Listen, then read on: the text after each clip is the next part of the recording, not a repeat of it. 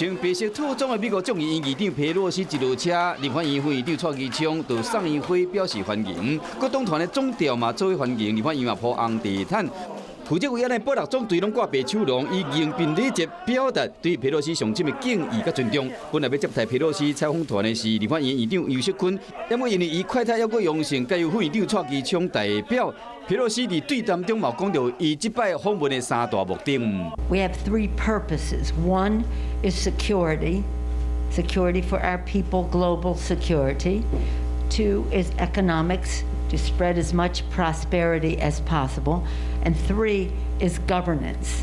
And I'll talk about the 3 of them after the translation. 肯定对台湾的防疫措施，要有对气候变迁的关心，嘛肯定台湾高科技的发展。All of these members were instrumental in passing that important legislation, which we think offers greater opportunity for U.S.-Taiwan economic.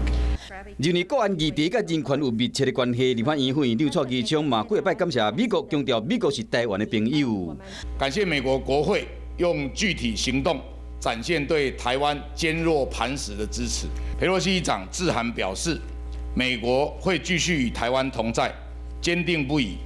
双方对谈差不多将近半点钟，美国众议院议长佩洛西有过礼拜展现伊善意的笑容，搁做二路台一手致意感谢台湾邀请，嘛强调讲被称之为台湾之友是一种懊恼，希望双方未来会使有更较侪交流。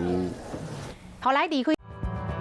想要获取更多新闻资讯，想要看到主播最新的动态，赶快订阅华视 YouTube 频道。